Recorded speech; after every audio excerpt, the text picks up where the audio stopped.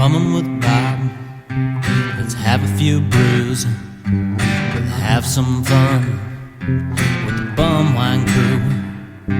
So kick your feet up and grab you a beer. 'Cause damn, man, I'm glad that you're here.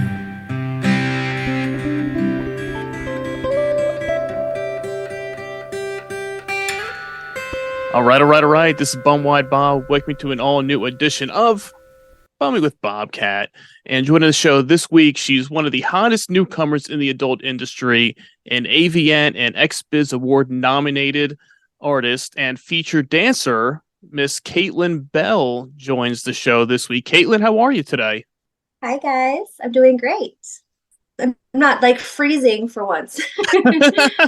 Well, luckily, I mean, Cold, but not freezing. Okay, well, right, you're out in Vegas, right? Yes, Las Vegas, Okay. Nevada. Okay. Yeah, I mean, I guess I don't know, the weather. I mean, I'm on the East Coast. I'm in New Jersey. So we've been kind of back and forth with the weather. We're at 41 degrees now, but it's been hit and miss. But you guys are at least used to that. You know that it's coming.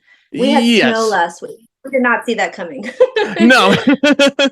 Right. You don't expect that. You think Vegas, warm weather, the heat. I mean, I was out in Vegas maybe eight years ago, and I mean that was in October, and even then it was still hot, the dry heat, which I wasn't used to because it's a different heat there than we get on the East Coast in summer with the humidity and all that stuff. So, but yeah, for you, has it been constantly cold there, or is it you get some cold days, some warm days? So, I mean, would it be like they can open the pool next weekend and you get, some warm days and then a few days are cold? So yeah, it is. It's definitely been hit or miss. It's been more on the cold side though, and it's gotten progressively colder instead of progressively warmer. And then it snowed out of nowhere. But we did take advantage of Lee Canyon. I didn't know there was a ski resort an hour away from me, which is really cool. But a lot of my friends do have this misconception. They're like, you're in the desert. It gets cold. Yeah. Like, you think desert heat all year round. There's no off season for the desert. It's just hot no matter what. No, never. It's just hot. Yeah. It's like a lot of places like Florida, they get to 60 and that's freezing. I mean, I was down there last month and I was too, and it was cold. It was, I mean, we had some nice days. We had mid 80s and it was beautiful weather. And the day I left, it was 60s and raining. And compared to here where it's like 40, 60 there, it is freezing. So I understand now when people in Florida are like, oh, wow, it's 60 and they're freezing. And I'm like, 60, that's nothing. I'd love for it to be 60 out now. Yeah, right. But when you're down there, you'd be dancing out in your underwear. Yeah, I know. But when you're down there for a week and you're in 85-degree weather all the time, then it hits 60. You're like, holy shit, this is cold. So I understand it, guys. I get it now. And I hate it because in Vegas they overcompensate. They do it in Florida too with their air conditioning system. So you're freezing when you're going into all these restaurants because it's so cold. Yeah, but then you step outside. You're shocked. Yeah. It's a shock. You go through, you're like, holy shit, it is freezing in here. It's like, okay, it can be cool in here, but we don't need it to be that cold, guys. You can bump up the temperature a little bit. We'll be okay. We'll survive. Yeah, we'll survive. So I have to ask you, what are you drinking tonight? What do you got with you? Right here I have a Hypnotiq red, very fancy. Okay. Okay. I love reds, Pinot Noirs, Cabernet. This is a cab, I believe, or a blend. I love red wine. I just don't like it. These big old lips absorb everything. So by the end of this podcast, my lips will be purple. There's nothing I can do about it. I could have one drink. I could have 50. It's the same thing. And I have such great friends. They always tell me that my lips are purple. No, they don't. I wake up the next day. You know that wine mouth? Yeah. You're looking in the mirror and you're like, I have no friends. Why did nobody, you go back, you see the pictures from the night before, you're like, why did nobody tell me that my lips were this purple? Because they all have the same lips. Yeah, if you don't notice it, or you can always say, oh, it was dark, where depending on where you were, okay, the lighting wasn't good, you couldn't tell. And you're like, well, look, I just saw the picture. I can see it. But hey. So is that your What are you is drinking? I have here now? I'm not as high class as you tonight because I deal with the bottom shelf and the best of the worst and cheap booze here. So I have here. I don't know if you've gone down this road before. Maybe this. I have some Mickey's Fine Malt Liquor Oh my God. here. That So this is reminds me the. of high school. I was gonna say. I was gonna say. Have you Yeah. gone down that road before? Maybe not recently for you, but this is No, definitely about 20 years ago. Went down that road. okay. But Have you ever heard of Edward Forty Hands? oh yeah, I have partaken in the festivities of an Yeah. Edward 40 Hands before. That reminds me of Edward Forty Hands. yeah, I've done that No quite a shame. few times. No. It's all good. And this since right now we're doing the 2023 the Battle of the Booze tournament for the website at bumwinebob.com. So every year we have a bracket with 64 different beverages, all bottom shelf, cheap stuff, beers, malt liquor, malt beverages like Four Lokos, things like that. And put the polls up, people vote on them, and then we see which one becomes the champion. And Mickey's was the 2022 champion. So as we're kicking off this year's tournament, I'm celebrating with last year's champion. So it's fun. Does Mad Dog 2020 ever make it on there? It is on the list. Did you have a favorite MD 2020 variety? No, My thing was Hypnotiq. Do you remember that Hypnotiq? Yes. Now I can't even smell it, but that pretty bottle and that fruity like flavor. I know exactly what you're talking about. I had friends in like my college days that were very big into that. You'd go to parties and they always had the bottle of Hypnotiq on the counter, drinking it, passing it around. And it's very similar to the MD 2020. It's that very sweet, cheap. I guess it's technically a wine. I don't even think it's sugar. I don't know. Yeah, I don't know what they put in it. I mean, it's been probably 15 years or so since I probably had it at the least. But yeah, that was an interesting one. I know I still see it on the shelves when you go into the store sometimes and you pass it and you look at it and you're like, oh wow, how old is that? Yeah, how long has that been sitting there? Who is anybody still buying this? Is anybody still buying this stuff anymore? It's like you keep tracking it. Like, okay, every time you go in, you look at that same bottle. Okay, is that the same one that was there the last time? Yeah. That's always what you find out. You find out when you deal with this cheap stuff how much dust is on the bottles. You can track it. Okay, this has been here for 5 years, 10 years. And you keep going down the line. Just measure the dust. Yeah. Some of them you pick up when you're like me and some of my buddies. We go out there. We go searching for like the cheap, the rare stuff that you can't really find anymore. And you go down there. You go searching. You're trying to kill yourself? It's all for the fun. It's all for science here, people. This is what we do. It's all for science to find this stuff, to try it out. So you never know. You go into some shady stores and you creep down. You look at the bottom. And yeah, there it is, right against the floor. You got to wipe off the dust on it. And you're like, oh, okay, yeah, that's vintage. What's that? 2005. Okay. I'm gonna start saying it's just vintage. It's not old. It's just vintage. It's vintage. Totally fine. That makes it sound classy. You say vintage, and people think that's cool. Anything these days, you say vintage or something. And it's totally acceptable. Yeah. It's nostalgia. I mean, that's always the big thing now. I mean, nostalgia is always big. So you say anything's vintage, or don't say old, vintage, nostalgic, and then you're good to go. When I get old, I'm gonna be like, I'm just vintage. Exactly. There you go. I'm not old. I'm like a fine wine. Exactly. See, it gets better with age. so you're all set. I mean, what's your go-to? I mean, are you usually a wine drinker off it, or do you switch it up? No, I mean just in general on your regular. Yeah, I know that, but I mean just in general on you're going out with friends or hanging out. What's your usual go-to drinks? It depends. So if I'm just going out to dinner and having a classy time out, it's red wine or white. if I'm going balls to the wall and I'm about to have some fun, tequila. And if I'm at a high-end restaurant, of course, red wine or martini. But if I'm at a dive bar, I like a good gin and tonic. They can't screw that up. Okay. You hope not. I mean, that you keep it basic enough. You're like, okay, gin and tonic. And I only Okay, drink can you handle that? Casamigos. Yeah, I was going to say, you really can't screw it up. I mean, hopefully not. No. I mean, it could happen, but you never know. So It the just depends on the Casamigos is your establishment. the Casamigos is your go-to tequila. It is. Patron can burn.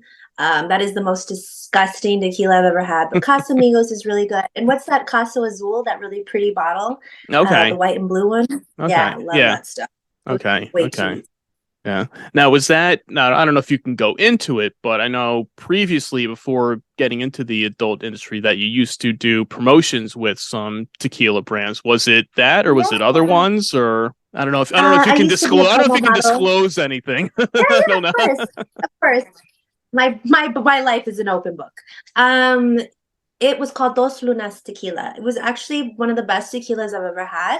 It's just marketing. You got to market. It was this rich guy who wanted to make a tequila, and she needed a girl to sell it and market it. And he sent me all over the country when I was 22, and that's what I did. I had a case of Reposado, Blanco, and Anejo at all times. And yeah, I went around promoting it, but it's just like anything. Like Patron is actually shit. They're just really good at marketing it. Yeah, That's yeah, how it is. that's usually a lot of the big brands that get the promotion are just good at marketing it to people, and people will buy into it. Is it necessarily the best? No, it's just they have the most money to spend on promoting it and putting it out front in front of every other brand just to get their money keep Which I rolling in. respect. Yeah. If you got the money and you can push it, go for it. Doesn't mean it's good. But people buy in. I mean, it's good enough for people to buy. Yeah, I mean, people buy into it. People It's good buy enough into the to hype. trick people into. Yeah, I mean, Yeah. it's not. I don't want to say it's bad. I mean, but it's not as Come on, good. you can't take a shot with going. Ugh. I was gonna say, At least I can. yeah, it's not as good as the alternatives. We'll say. I mean, I like alcohol. I like the flavor of it. So when I'm drinking it, I want it to taste good. I definitely. know some people don't like the flavor. I just like the feeling. I like both. Well, right. Double-edged sword. Well, exactly. Well, it goes two different ways, because you don't want to have that. You want to have it taste good and like the feeling, but you don't want to take the shot and automatically have it burn your throat and feel like you want to throw up right after just because of the taste of it. It's like, yes, you take the shot, you're getting the alcohol, but it tastes like crap. You want to have something that you can take a shot, it tastes good, and then a couple minutes later you feel the buzz going through, and you're like, all right, I'm good now. I like this. This is good. Yeah. This is good. Nice and warm all over. Exactly. You warm up, you feel good, you loosen up a bit, then the fun starts. Exactly. So how long did you do that for, working with the tequila and going? So you would go all around promoting the brand, right? Yeah, I did it for a year. I was in every hotspot, spring break hotspot it started out. And then after that, it was just every major city. So it was a lot of fun because at the time, Real World was a big thing. And the cast was like, I was considered like a celebrity because I was the Dos Lunas girl.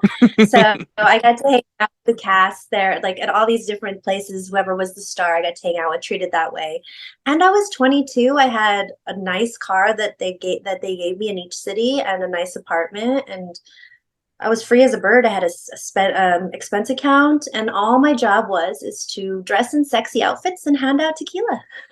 You can't go wrong with that. I mean, that sounds like a good time to me. I mean, it's what paved my way to be right here, right now. Because if I hadn't taken that job, I wouldn't have met all the people I did. I wouldn't have met that horrible ex-fiance of mine, and I wouldn't have joined the industry. It was all a trickling effect. I was going to say it all worked out for you. It all comes full circle with one decision, and then while at the time you have to go through different steps to get where you are now where you are, you're happy with it, and working in the adult industry now for what you're going on pretty much 2 years into it, right? I mean, in 2021. My second year will be in June. Okay, so close. So I mean, and with the amount of traction you've gained in that time, I mean, I think you have to be amazed and happy with how quick you've kind of rose up in the industry during that time. I mean, was it really anything you ever thought you would do prior to getting into it? Like, did you ever have any aspirations when you were younger, thinking, one day I want to do porn, I want to be in the adult industry? It's like, because it goes. I mean, I've heard it both ways. The people I've talked to, some people are like, from the time I was 13, I knew I was going to do something in the industry. Then some people are like, no, it wasn't until I was in my late 20s it happened. So I've seen it go different ways for some people. So it's like, for you, it just kind of, let's do it. No, I had no clue. Actually, everything I've done in my life, I haven't planned everything. It literally, these paths just come, these opportunities, and I just take them and run with it and see what it takes me. And it's taken me here. So as far as traction, thank you. I appreciate you noticing that. I didn't know everyone didn't have the same experience. I think it's because when you really love what you do, people notice that. And people that love exactly what you do will pick that up also because they have the same passion. So how I got into it is I was dating a very horrible person. Forgive him, whatever. Didn't marry him, but he had me like a Rapunzel in a tower. I wasn't allowed to do anything, have friends, all women's gym, extremely controlling. I was young, he was rich, and I thought that's what life was all about. But at the same time he was doing this, he would say that I couldn't go out, blah, blah, blah. Well, he would be out at all hours of the night sometimes. And one day I woke up and I was like, what are you doing? Like, this is not your life. I'm going to go find out where he's at. And sure enough, I was like, if he's at a business meeting, fine. But I knew if he wasn't, that was it. He was parked VIP at the strip club that we used to go to. So which means he's a frequent flyer. So all these times he told me he was at meetings, he was at the strip club. And I love strip clubs. Why not take me? Like, right. Yeah. Right. But it was a control thing. He was one of those people. He liked to keep his woman under his thumb, and he could come and do what he wanted. Well, that night I got my dog, Bella, and I took one suitcase and her. I left everything, and I got a shitty hotel room right next to that strip club, and I started working there. That's a big FU right there. Oh yeah, he never showed his face there again. But I did meet the connections to get into escorting. I had met somebody who was like, you seem like you really like it here at the strip club. I'm like, actually, this isn't bad. Like, I love men, and I just don't like the cigarette smoke in the 4 a.m. hours. He's like, you know what? I know one of the best girls in the industry. She can teach you what it's like. You can actually pick who you see. You can pay way more, blah, blah, blah. Like, you know what? Why not? She taught me everything I need to know. I've had the safest career possible. And I'm very proud and happy about that. And I was like, I was bored, you did it for 10 years, didn't have any coworkers, just everyone wants someone to bitch about their boss, even if they don't have one. Yeah. And COVID hit. And I was like, okay, awesome. The whole world putting a is shutting damper down on your business at that point. You're like, oh, great. This sucks. Right. Well, it gave me time to think because nothing was happening. Mm-hmm.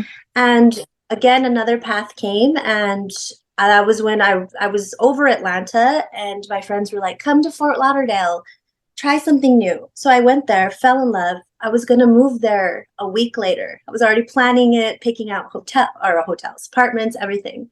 I get recruited on Twitter by a wonderful man named Michael. And he's from Australia, and he reached out and said, I've been following your, escorting career. Have you ever thought about porn? I'm like, you're fucking crazy. No.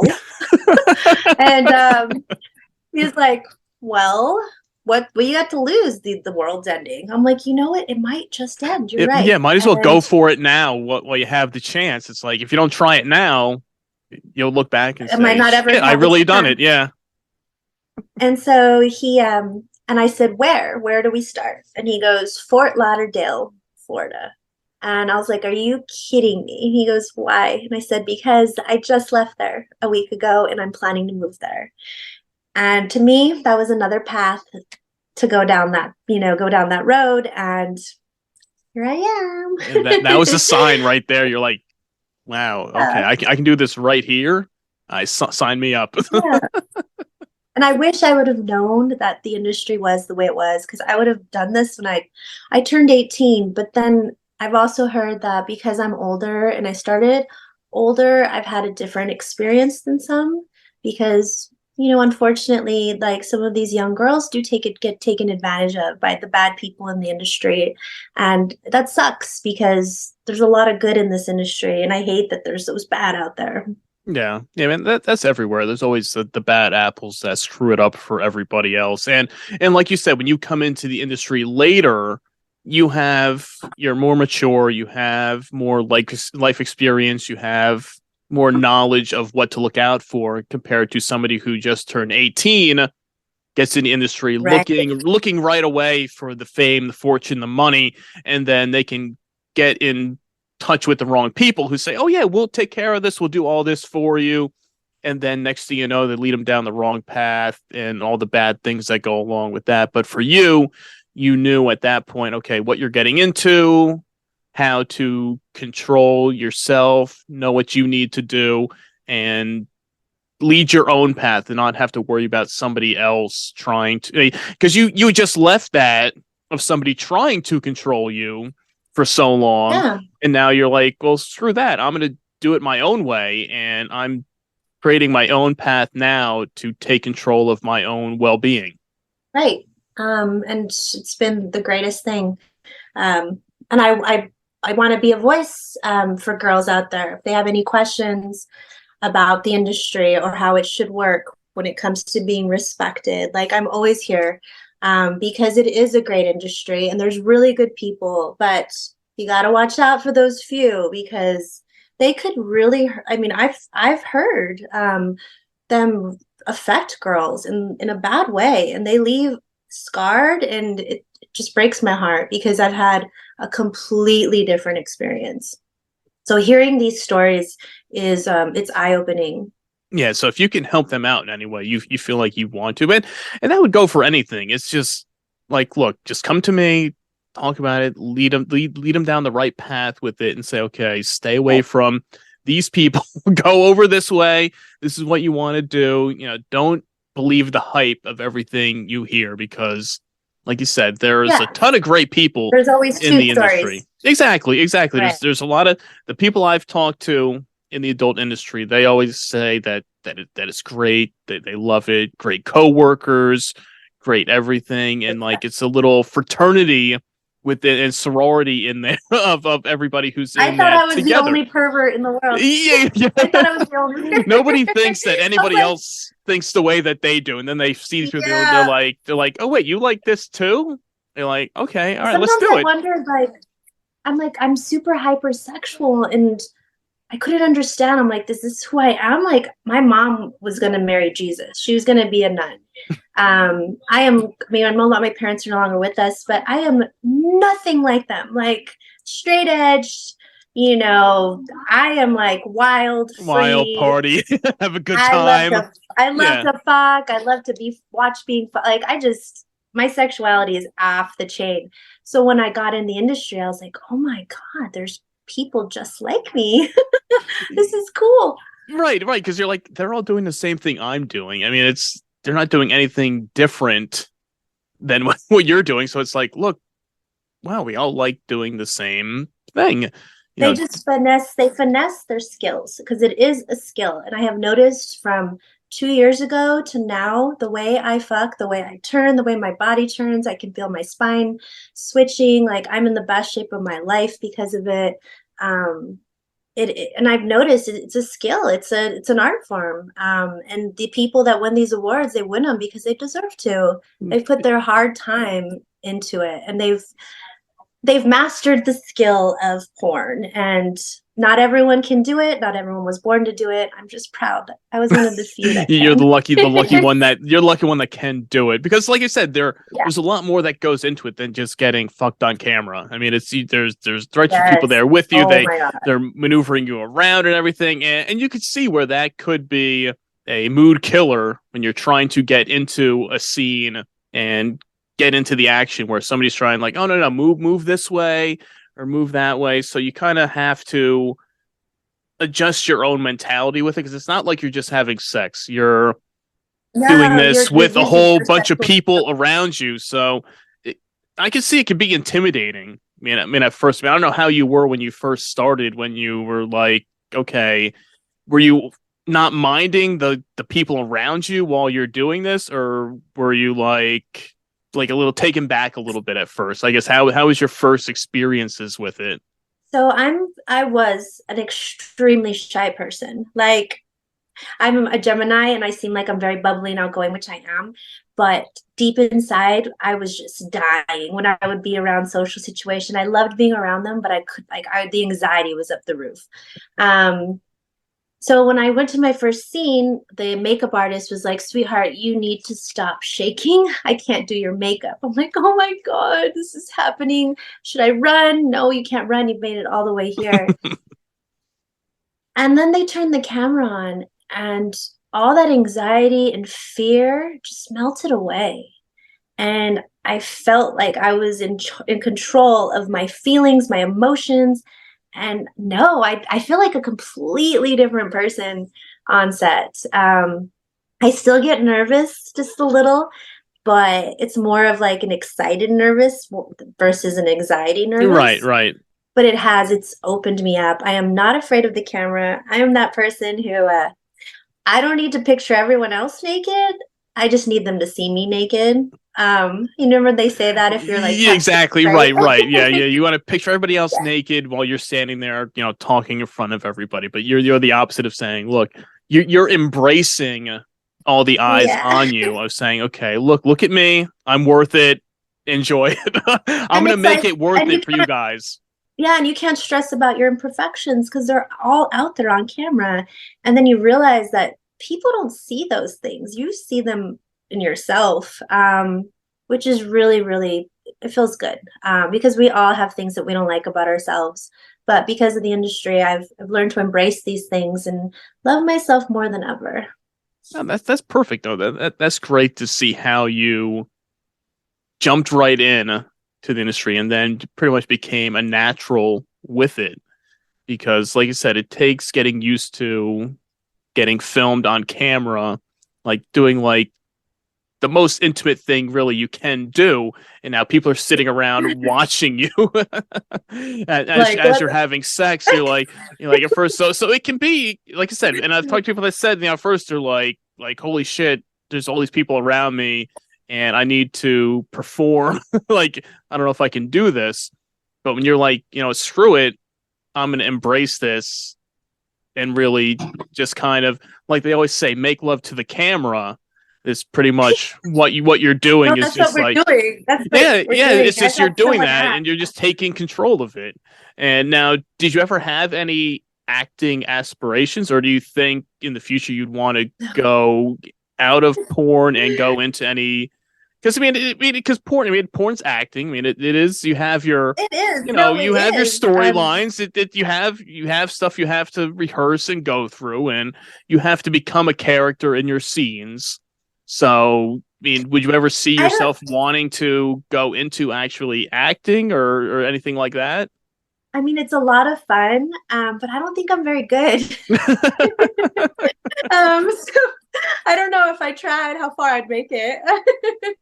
Because I don't think I'm that great of an actress. I like to, I feel like I'm a fast learner and I'm learning the skills to be a porn star. But as far as an actor is concerned, I don't know if I have the skills for that. That is definitely hard.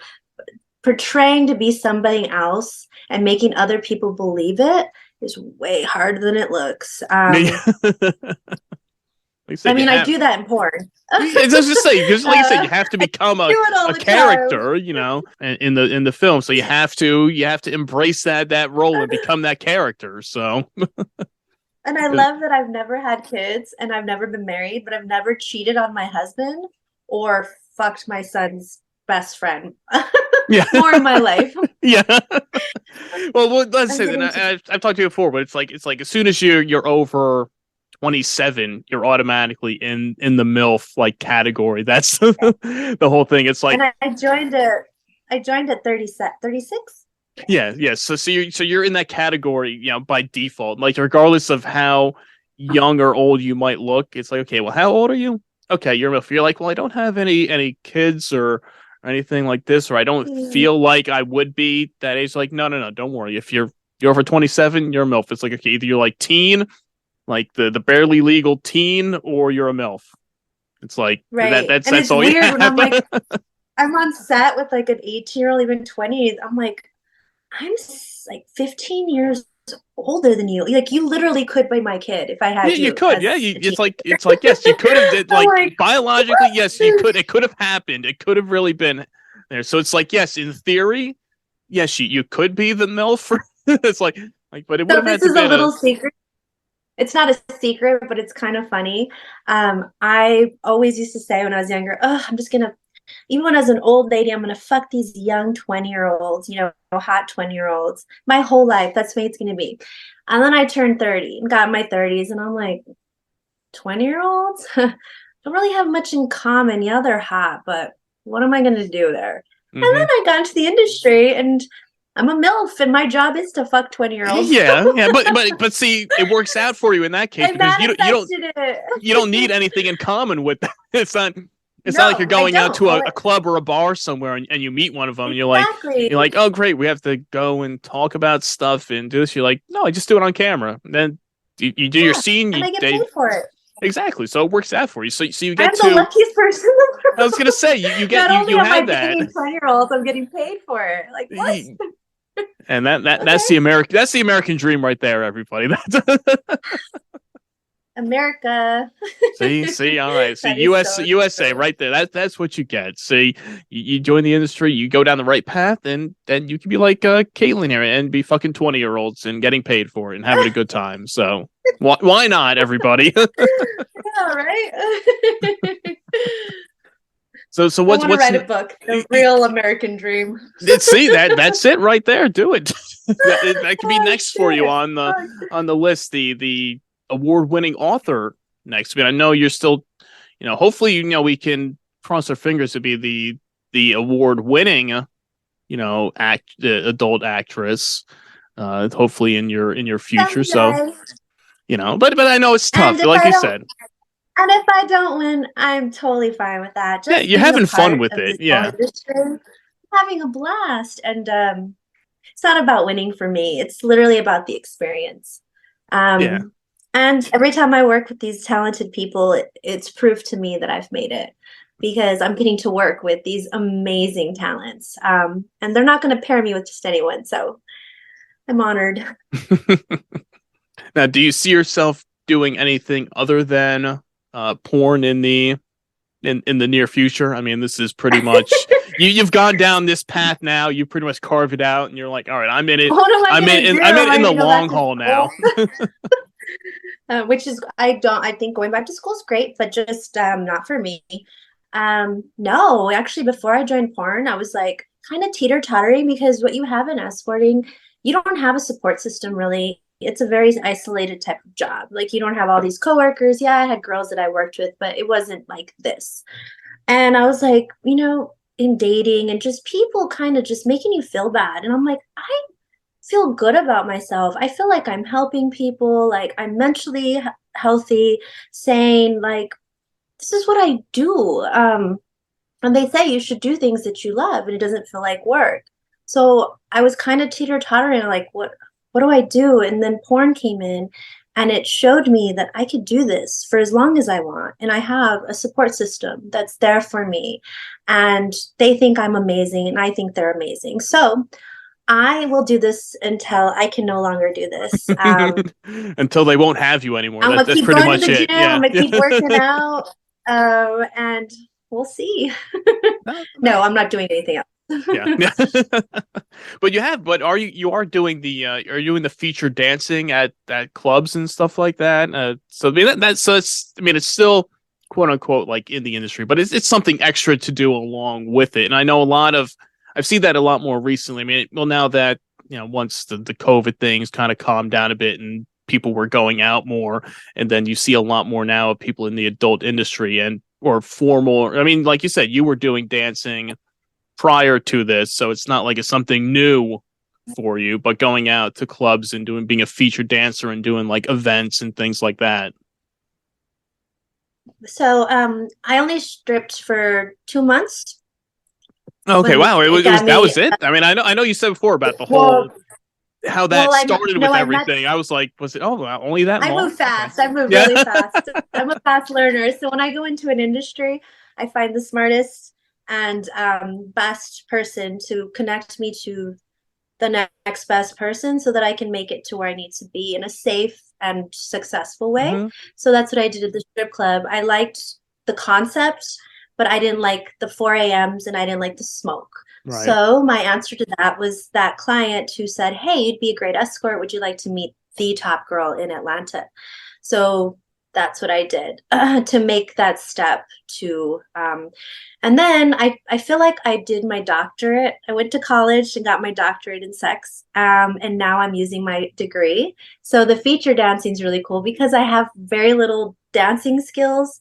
But because I'm in porn, I still get a crowd to come in. And that's been a whole different experience. Like those 15, 20 minutes on that pole, my heart, that's something I'm not getting used to. I have a panic attack every time I go on stage. My friends have seen it. One of them was like, she's like, is she going to be okay? And the friend who's seen me feature dance was like, just watch her. She'll be fine. She might throw up on the way, but she'll be fine. Yeah, or right after, as soon as you run away. Okay. And then once the curtain opens or I walk through, it's just like the camera. Gone. It's like everything. It's a crazy. I wish I could like have it people experience with it. It's like all this anxiety, just it's like taking a Xanax. Just you're having this anxiety, all this pressure, and all of a sudden you just feel like this warm, fuzzy person. And I do what I do, and that's either strip or fuck on camera. And either way, like you said, with the stripping too, once you go out there, you have all the eyes on you. So once again, you get to take all that in, and you have the crowd in the palm of your hands at that point. So there's really nothing for you to be nervous about because they're there to see you.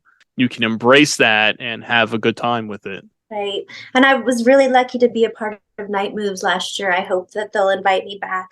But that's where they have like some of the best dancers in the world coming to this convention in Tampa. And that is so much fun because you have all the girls there supporting you. And, they're all at the stage screaming. And I don't know, it's just so much fun. I'm like, what am I doing? I feel like I'm a 37-year-old going on 21. Yeah, it's like a second life for you from when you got into the industry. Suburban life and kids and PTA meetings or whatever they're called, and instead I'm like fucking 20-year-olds and stripping in my lingerie.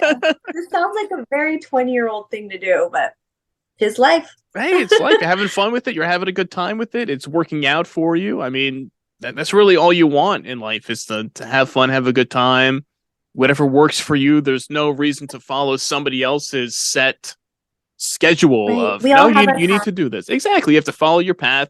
And like you said, your path has gone down many different roads to lead you to where you are now. But if it's working out for you, you keep going with it and have fun with it and see where it takes you next. I mean, what else are you working on? Anything new now, or you're just doing the same? I mean, anything? What's in the works for you that's coming up? So now, I've been in for almost 2 years, and I've found my niche, and now I'm starting to shoot content because I know who to shoot content with. So right now, I'm literally just on this content tour of my OnlyFans because I never really paid attention to it till now.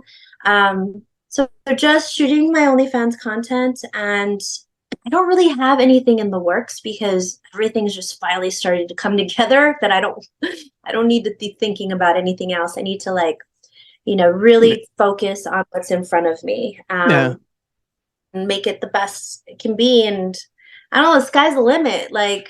I mean, you're still working on what you're doing. I mean, like I said, you're still only almost 2 years into your journey in the industry. So, like you said, you're doing content, OnlyFans content, things like that, and in the end, that's really more than enough to keep the content out there, keep it fresh. I mean, because that's what people want these days, is just new content, new things coming out if it's every couple days or a week. I don't know how often you release new stuff. They want that shit every day. I know. I was going to say that if people had it their way, it would be every day, or not multiple times a day if they could have it that way, if it was possible.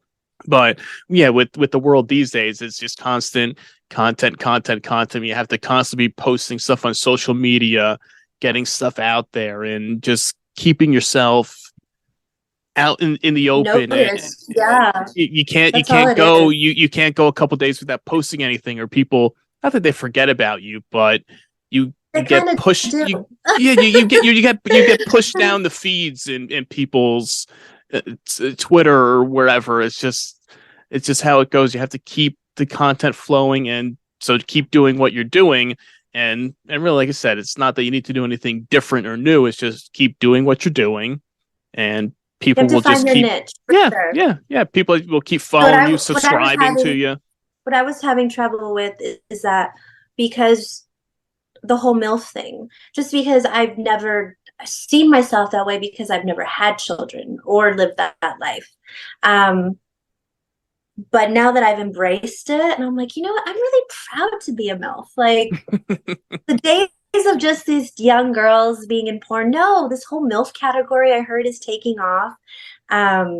It's been amazing. And it's, like I said, it's showed me that I can do this for the rest of my life. I've met women on set that are 70 years old and like working for Brazzers, you know, loving their life. Like I said, everybody's path is different. Don't judge a single person for what they're doing. Just keep your eyes on your own path, respect others, and do everything with all your heart. And I feel like good things will happen. That's perfect right there. That right there. That I think you get an award right there just for that monologue of wrapping everything up. So kudos to you for that. So before we wrap things up here, Caitlin, want to tell everybody where they can find you? Just kidding. Yeah, you get the laundry list of everything. Gosh, another 20-something-year-old thing I'm doing, all this social media thing. Yeah. You can find me at my Instagram, which is official Caitlin Bell. You can find me at Twitter, which is Latina Bell XOXO. OnlyFans, Caitlin Bell XXX, and TikTok, Witty Kitty Caitlin Bell. There you go. Now, how many times have you been kicked off TikTok? Has that been a few times yet? So honestly, I haven't been kicked off yet. My followers grew, and then I just stopped doing it because it's so tedious. But it is important. It does bring, because I'm noticing a lot of content shoots I'm doing. They're like, hey, do you want to do some TikToks too? You know, and I'm like, okay. So I get the concept. It just takes a lot of time. So I'm starting to do it again, but I haven't had it deleted. I've had my Instagram deleted 4 times, and I've had my Twitter deleted 3 times. Yeah, this is why you can't have nice things because of this. See, this is what happens.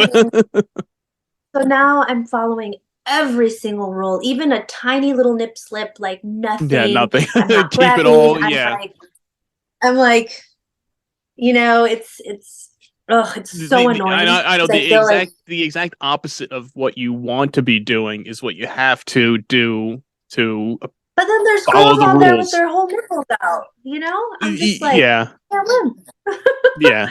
And it's like they always say, it's always because you're in the industry, and that's what happens. That's why it gets flagged. Any random person can do it, and nobody bats an eye, or they don't get it taken down or kicked off. But you do it because you're in the adult industry.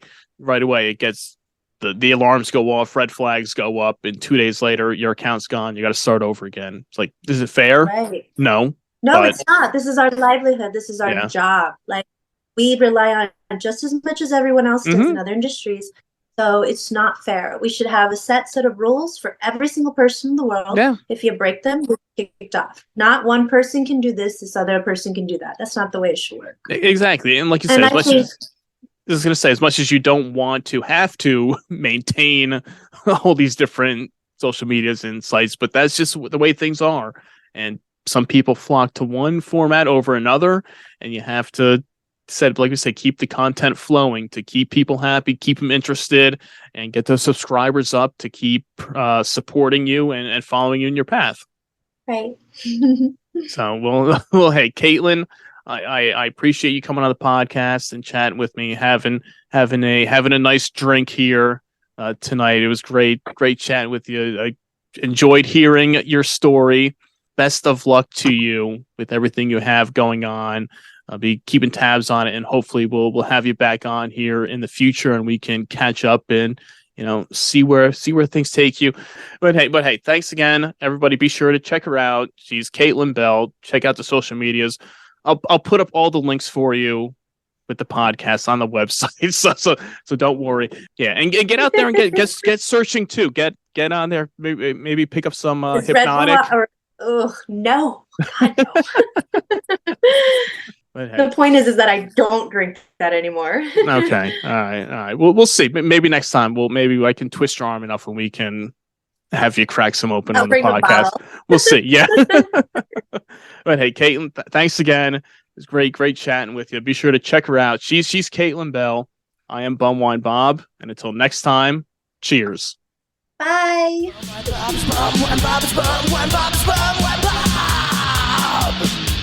I need a beer.